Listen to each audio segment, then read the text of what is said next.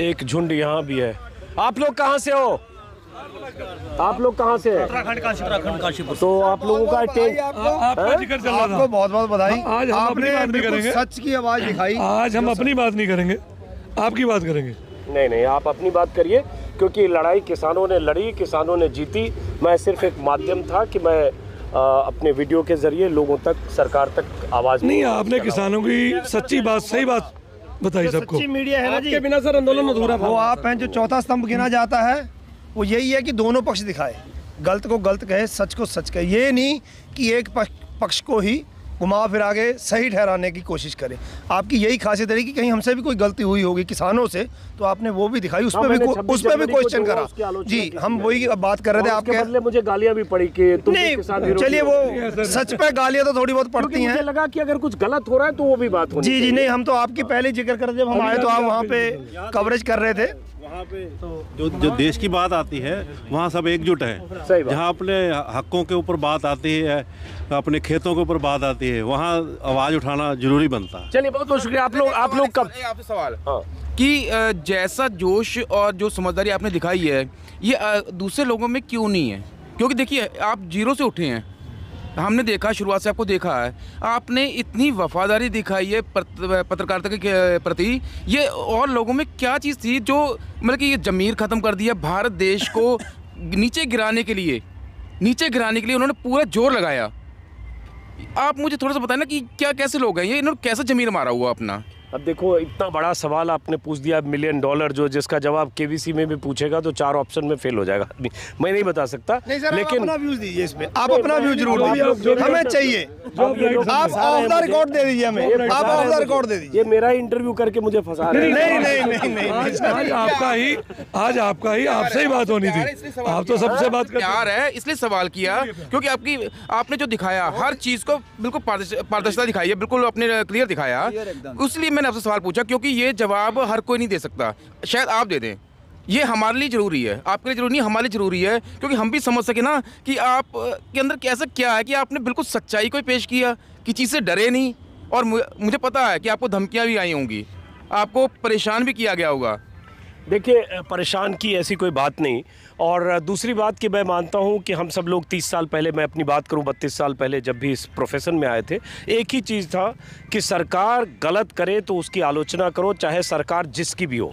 2014 के पहले जो सरकार थी उसको लेकर भी हम आलोचना का रवैया रखते थे, और उसके पहले जिसकी भी सरकार थी। तो पत्रकारिता का बुनियादी उसूल होता है कि सरकार के फैसलों के प्रति क्रिटिकल कहीं अगर होने की गुंजाइश है तो वो बात आनी चाहिए। और दूसरी चीज़ कि आंदोलन अगर किसान कर रहे हैं तो लोकतंत्र में हर वो आवाज़, जिस आवाज़ को प्लेटफॉर्म मिलनी चाहिए, जिसकी आवाज़ सत्ता तक पहुंचनी चाहिए, उस आवाज़ को पहुंचने में कोई रोकता है तो आप वो माध्यम बनिए। दूसरी बात, आपने जहां तक दूसरों की बात की, मैं कोई सर्टिफिकेट नहीं दे सकता, मैं अपनी ओपिनियन बोलता रहता हूं। ये दौर देश में ज़रूर है कि सत्ता को खुश करने के लिए पत्रकारों की बहुत बड़ी जमात सरकार के नैरेटिव के हिसाब से चलती है। सरकार जैसा चाहती है ये नैरेटिव ऐसे चले या किसानों के खिलाफ ऐसा माहौल बने, उसमें मीडिया भूमिका निभाता है।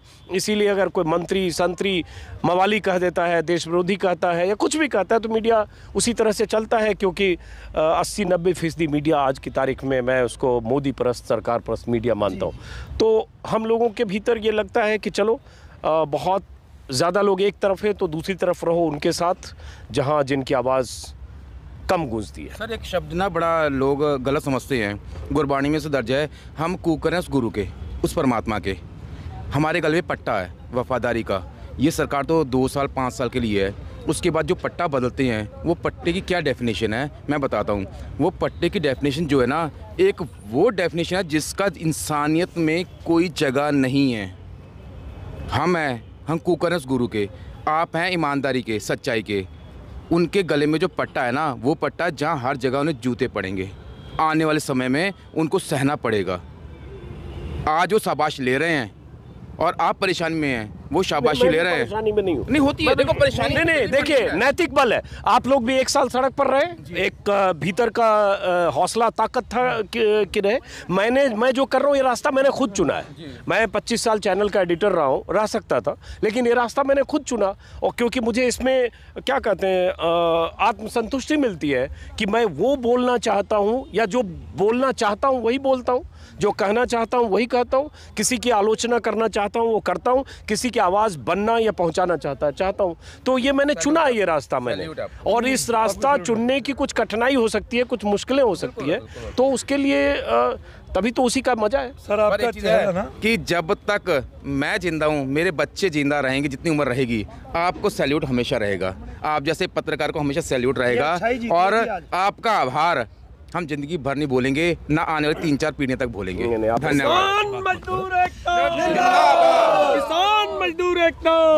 आप लोगों का ये प्यार और स्नेह मेरे लिए बहुत है, और मैं तो सिखों सरदारों के लिए ख़ास तौर से कहूँगा, इस कौम का तो मैं कायल हो गया, मुरीद हो गया। मैं सिंघू बॉर्डर, टिकरी बॉर्डर हर जगह देखा। गुरुओं का इतिहास मैंने बहुत पढ़ा था, बाबा नानक से लेकर गुरु तेग बहादुर, गुरु गोविंद सिंह, सबका इतिहास एक इतिहास के छात्र के नाते।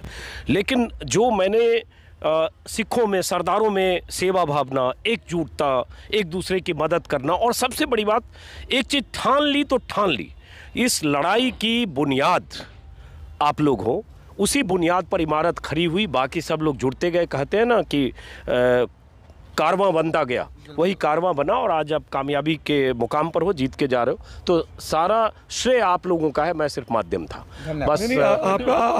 आप भी श्रेय हैं। ये बस भारी पड़ता है। आप कहावत साबित हो गई। मीडिया ने 100 सूझ झूठ बोला, गोदी मीडिया ने, उन्हें एक जवाब मिल गया। जो सरकार पीछे हटी, इसका मतलब किसान पहले दिन से सच्चा था। उन्होंने हमें बहुत कुछ कहा, लेकिन हम अपनी ईमानदारी पे खड़े थे, और हमारी ईमानदारी और सच्चाई की जीत हुई है। और इसके लिए हम सच्ची पत्रकारिता करने वाले हर पत्रकार का दिल से धन्यवाद करते हैं। और गोदी मीडिया को अब कह रहे हैं कि अब बताओ कि ये खालिस्तानी हैं, अलगाववादी हैं, मवाली हैं, गुंडे हैं, क्या हैं, या किसान हैं। बस अब ये बता दें कि अब सरकार मुआवजे भी दे रही है, नौकरियां भी दे रही है, अब शर्तें मान रही है। क्यों? इसका मतलब वो झूठे थे या हम झूठे थे? अगर हम झूठे थे तो क्यों माने? अगर वो सच्चे थे तो अब हमें प्रूफ करते, क्यों पीछे हटे? सही बात, बस सीधी सी बात है। सर आपका चेहरा पूरे हिंदुस्तान को ही नहीं, किसान के हर बच्चे को और बाहर विदेशों में भी याद रहेगा। और ये मेरी यहाँ मैं ये बात कह रहा हूँ, ये आंदोलन में खड़ा हुआ, आप कभी भी कहीं भी किसी उत्तराखंड, यूपी, कहीं भी पंजाब, हरियाणा, बाहर भी जाएंगे तो आप लोग हाथों उठाएंगे आपको। किसान का बच्चा होगा, हाथों उठाएगा, और ये इस चीज़ को आप जब देखेंगे फिर आपको पता चलेगा। सर कोई भी किसान ऐसा नहीं है जो आपको फॉलो ना करता हो, हर कोई आपको फॉलो करता है मीडिया पे। बहुत शुक्रिया, मैं जानता हूँ, और बहुत अच्छा लगा। बहुत बहुत शुक्रिया आपका। मैं तो आया था आप लोगों से बात करने, लेकिन आपने मुझे ही किरदार बना दिया उस बातचीत का। आपका भी सर, नहीं उसको रखो आप। चलिए, बहुत बहुत शुक्रिया आपका। और फिर हम दूसरे लोगों से ज़रा मिलते हैं। और ऐसे ट्रैक्टर्स जिसका जिक्र मैं कर रहा था, ऐसे ट्रैक्टर्स 1 साल पहले आए थे इस सड़क पर।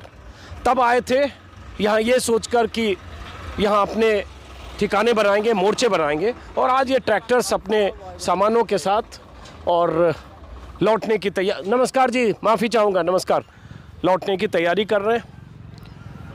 इस बॉर्डर से, इस आंदोलन से, इन किसानों से मेरा भी एक रिश्ता 1 साल में ज़रूर बना।